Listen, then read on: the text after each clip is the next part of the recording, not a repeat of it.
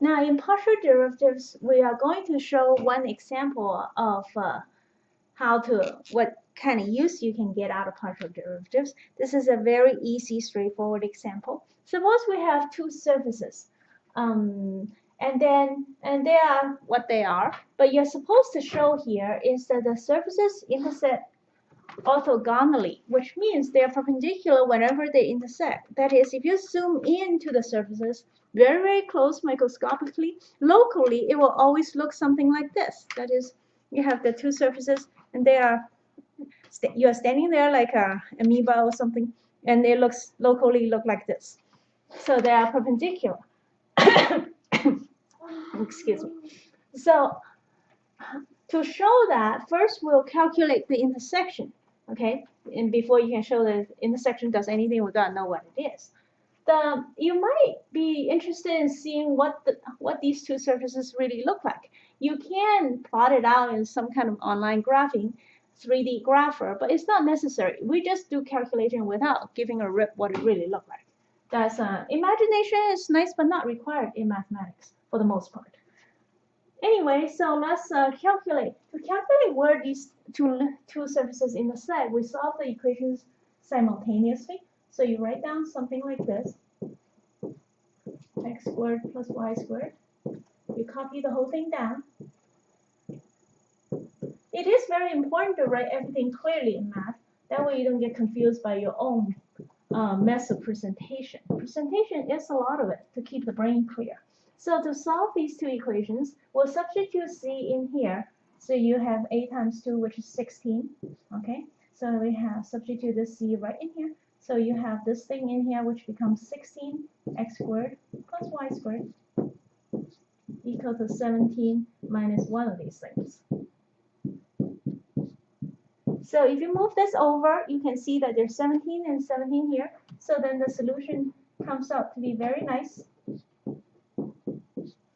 And that is one solution. And then you plug this thing right in here. X squared plus y squared has to be 1 at all times. You plug it in here, which gives you c has to be 2. So that is your solution. The intersection of these two surfaces consists of this. That is, it is CS1 is the plane. That's one above the xy plane. On this plane, there's a circle that's x plus y equal to 1, and that circle is the intersection of these two surfaces. Okay, that's fine. Now next, we want to show that they intersect, and to show that we have to first calculate the directional directional ratio of the normal. Okay, the directional ratio of the normal is given as such: f1 xy to f2 xy to -1. That is the directional ratio of the normal. Now this is something that's done on an earlier calculus. If you don't remember it, just take my word for it. It's not necessary for you to reprove everything you don't remember. Sometimes you just have to, take it on faith, so to speak. So then this is the directional normal. You just go ahead and crank it up. Here's the functions. What is f1 xy? Now to take f1x, so for function 1, okay, for surface 1, the f1 is 4x. You take the derivative with respect to x, pretending y is constant, so that's just 4x. 4x. The same with y. Y becomes 4y. And partial derivative, partial f over partial y is 4y and -1. And surface 2, you have, there's a c here, so you have to divide everything by 8. And then there's a negative sign, don't forget that. So then you take a derivative of x squared over 8, that becomes 2x over 4, okay? I mean 2x over 8, which is x over 4. And don't forget the negative sign. And similarly, the y is exactly the same. So -1.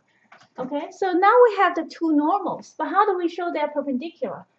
They are perpendicular if, this is again from more elementary calculus, or something else that you take, whatever it is that teach you this stuff. The point is, normal is when two directional vectors are normal if you multiply the x values, the y values, the z values together and add them all up and they equal to 0. So these two directional normal if. So the two directions are normal if the following conditions are satisfied for x times the negative x over 4 plus, remember you have to multiply the x, y's, and z's and then add them up. That's just one of the old formulas that you've probably forgotten because we don't use it that much, but it does work. And it's been proven before, so there's no reason for us to prove it here.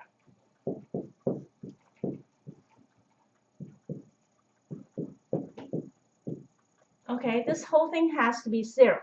Now, then we'll clean this up a little bit. This will be, if you clean it up, it becomes, okay, this is negative x squared, negative y squared, positive 1, which means this thing cleans up to look like this, equals to 1. Now, this condition is satisfied right here on an intersection. This is the intersection. Okay, this satisfies right here. This satisfies the condition.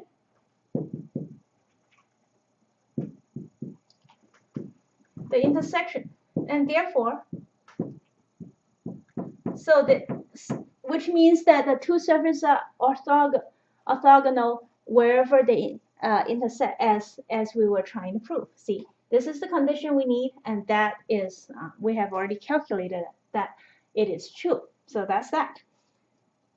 Partial derivatives are usually easy but clumsy. You have to do a lot of algebra and go through all the work and eventually get it to crank out. Sometimes it's considered to be a difficult part of mathematics, but it really isn't. It's actually easier in a way, but you do have to do more, well, dirty work, so to speak. So not a lot of mathematicians don't like partial derivatives that much because it's not as exciting as other things such as real analysis, for example, where you have a lot more exciting math problems to think of. But it's good to learn it anyway, especially at the advanced calculus level.